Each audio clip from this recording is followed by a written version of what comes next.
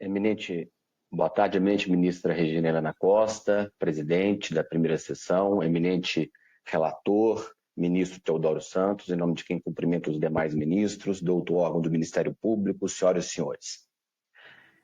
A CNT vem a este caso e foi admitida como amicus curiae para apresentar estudos a propósito desse tema. E há um pressuposto que é preciso deixar muito claro. Ninguém é favorável ao excesso de peso nas rodovias.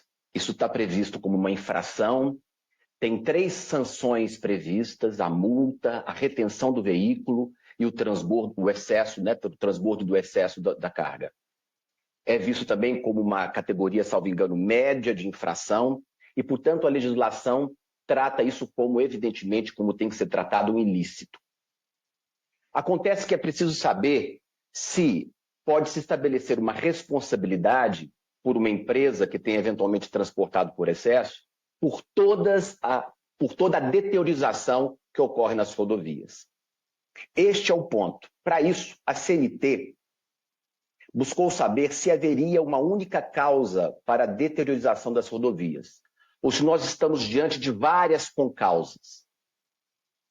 Desde 2017, a CNT publica uma pesquisa, são 13 anos de uma série histórica, que foi juntada aos autos, inclusive a última pesquisa, em que ela conclui, quanto a este aspecto, que não é possível apontar apenas uma única causa ou ação que irá solucionar os problemas das rodovias do Brasil. Várias constatações dessa pesquisa foram identificadas. A insuficiência de recursos, a falta de manutenção preventiva nas rodovias, falhas técnicas na execução das rodovias, deficiência da contratação de manutenção, entre outros. E este aspecto, essas concausas constatadas... Desculpa, ministra, o áudio da senhora está ligado, eu não sei se... Tá dando eco aqui, desculpa, achei que fosse um eco. O Tribunal de Contas da União também realizou uma auditoria a propósito desse tema em 2007. O Tribunal de Contas da União realizou uma auditoria de natureza operacional destinada a avaliar o Programa Integrado de Revitalização, que é de responsabilidade do DENIT. E o que o Tribunal de Contas da União constatou? Concluiu que os programas avaliados, programas esses geridos pelo DENIT, se mostravam técnica e economicamente inadequados. Em 2009, o TCU fez uma série de determinações ao DENIT, inclusive que o órgão identifique as causas dos efeitos, estou lendo entre aspas, identifique as causas dos efeitos e da deteriorização dos pavimentos existentes com vistas a dar solução a essas patologias, fecho aspas. Em resposta a essa provocação do TCU, o DENIT respondeu, entre outras coisas, que a deteriorização existente nas rodovias brasileiras ocorreria no nível de revestimento, que necessitaria ser substituído em razão de ter sua vida útil esgotada. Fecho aspas. Então aqui, o próprio DENIT, ao responder o TCU, admite como causa aqui o problema do revestimento que precisava, que estava sua vida útil esgotada. Em 2020, também uma nova manifestação do TCU, uma auditoria ia envolver o Ministério da Infraestrutura, na Agência Nacional de Terrestres, com o objetivo de avaliar os obstáculos relativos a esse tema e confirmando essas premissas. Portanto, eminentes ministros, não há uma única causa para o problema da deteriorização das rodovias. Se nós nos socorrêssemos de Pontes de Miranda a propósito da responsabilidade civil e como testar essa premissa, ele afirma que não é exigido que o fato de que se trata tenha causado sozinho o dano. Basta que sem ele não se haveria causado o dano. A pergunta que se faz é que se alguém aqui acredita que, à luz do que se apurou na pesquisa da CNT e pelo próprio TCU, mostrando as várias concausas, que se não houver mais excesso de peso a partir de amanhã, o problema da deteriorização das rodovias estaria resolvido? Se amanhã, a partir da manhã, nenhum caminhão, ninguém trafegar mais com excesso de peso, alguém acredita que está resolvido o problema da deteriorização das rodovias? Evidentemente que não. E, portanto, é notória a concausa nesse caso. E é diante disso, especialmente numa situação como essa, concreta, em que a empresa, nestes autos, a empresa foi autuada 4 vezes em 4 anos. Como é que uma empresa que foi autuada 4 vezes em 4 anos pode se imputar a ela uma responsabilidade de dano coletivo, dano moral, quando há uma série de concausas envolvendo isso? A perplexidade aumenta porque, neste caso, o DENIT, nesses autos, está do lado do Ministério Público. Ora, eminentes ministros, se entender que é possível imputar a responsabilidade da deterioração para empresas por excesso, é como se nós estivéssemos passando a mão na cabeça daqueles que também são responsáveis ou muito mais, que é o Estado brasileiro, que não faz a manutenção, que não faz os investimentos devidos. E agora nós vamos achar, então, o responsável. Os responsáveis são os transportadores, a iniciativa privada. E aqui eu quero lembrar uma teoria que me chamou muita atenção, talvez pelo fato de eu ser mais da área do direito administrativo. Eu me lembrei da responsabilidade civil objetiva do Estado. O Estado brasileiro responde objetivamente pelos danos que causam. Deve-se provar o nexo causal, independentemente do dolo ou tendo em vista ou culpa a responsabilidade objetiva. E o que esse Superior Tribunal de Justiça e o Supremo Tribunal Federal discorrem quando se trata da responsabilidade objetiva do Estado? Afirma o STJ, Supremo e STJ, eu vou ler aqui rapidamente, o Supremo Tribunal Federal, aspas, a teoria adotada ao nexo causal é a teoria do dano direto e imediato, e essa se aplica a quaisquer das responsabilidades. Destacando-se que, não obstante aquele dispositivo, aplica-se também a responsabilidade extracontratual, inclusive objetiva. E diz o seguinte, eminente ministro, o dano decorrente, por exemplo, de um assalto por uma quadrilha de que participava um dos evadidos da prisão, não foi o efeito necessário da omissão da autoridade pública, mas resultou de concausas, como a formação de quadrilha, o assalto ocorrido 20 e poucos meses depois da evasão.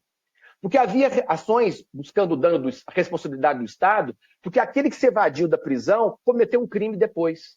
Embora tenha ocorrido uma omissão do Estado em manter aquele indivíduo preso, o Supremo Tribunal Federal, e há precedentes também do STJ, entendem que há mais de uma causa e não há uma causalidade imediata. Ora, eminentes ministros, e até lembrando aqui, foi até dito um dos precedentes de que o Estado não é o segurador universal. Ora, se o Estado brasileiro, que tem todas as suas prerrogativas, o seu dever de cuidar disso e daquilo, de várias políticas públicas, quando tem uma omissão, como no caso, por exemplo, de deixar fugir da cadeia um indivíduo que depois comete um crime, não é responsabilidade do Estado, porque ele não é segurador universal, porque tem mais de uma causa. Por que quando a gente vai para a esfera privada, a gente vai entender, então, que o transportador é um segurador universal, então, no que diz respeito à deterioração das rodovias? Essa é a perplexidade que causa. Como é que, na hora que a gente trata o poder público, que já tem a responsabilidade objetiva, que é mais fácil de pegar a responsabilidade, lá se diz, não, ele não é segurador universal, ele não tem que pagar essa conta, embora tenha tido uma omissão em manter, por exemplo, um preso. Agora, o privado, por exemplo, no caso concreto, como uma transportadora que 4 autuações em 4 anos, eu posso aferir uma causalidade imediata? Eu posso ignorar as demais concausas? Este é um primeiro aspecto que nos parece fundamental. Mas há outro, e aí extremamente delicado também, que é da impossibilidade de se atribuir novas consequências à infração por excesso de carga quando o legislador já o fez. Porque o legislador, na discricionariedade legislativa, previu, por exemplo, categoria média, previu, por exemplo, multa, possibilidade de retenção do veículo. Poderia, por meio de uma ação civil pública, criar mais uma consequência a pretexto de uma obrigação de fazer ou não fazer? O eminente ministro Gurgel, me permita, já decidiu sobre esse tema, eu aspas do voto de Sua Excelência. RESP 1.581.580. Aspas. O Instituto das Treintes não pode ser aplicado em qualquer hipótese de descumprimento de obrigação de fazer ou não fazer. Notadamente quando o preceito normativo desrespeitado possuir força coercitiva pré-estabelecida pelo legislador como suficiente para coibir a reincidência do infrator, podendo ser exigido o cumprimento da lei diretamente pela autoridade de trânsito competente, sem que haja necessidade de interferência do Poder Judiciário, fecho aspas.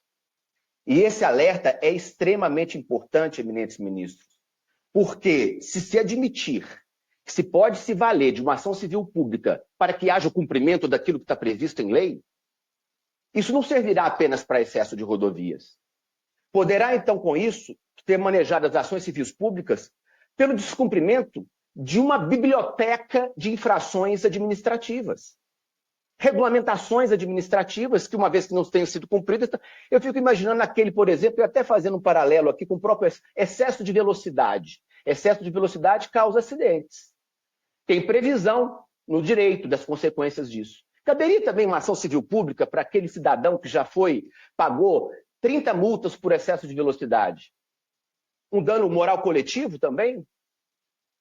Quantas situações, normas de direito urbanístico, limitações ao exercício profissional, regulação do desempenho de certas atividades econômicas, como farmacêuticas, entre outras, todo o sistema normativo de limitação, proibição de condutas nessas matérias estaria passível de revisão abstrata pelo Poder Judiciário, assim equivocadamente justificada pela independência da esfera civil e da instância judiciária, independentemente da ocorrência de uma lesão concreta e delimitada. E nesse aspecto, o nexo causal é inexistente, não só porque não preenche os requisitos da causalidade imediata, como também não se trata de iliquidez, que poderia ser apurado o valor dessa multa, não. É de condenação indeterminada, não há como aferir a dimensão do que seria o transporte, no caso concreto, uma empresa que foi autuada 4 vezes em 4 anos, como dimensionar isso? É evidente que isso também se torna uma indeterminada, impossível de averiguação. É por essas razões, eminentes ministros, e peço escusas pelo tempo, mas o assunto é extremamente delicado, é que se entende pela manutenção da decisão de primeira e segunda instância. Muitíssimo obrigado.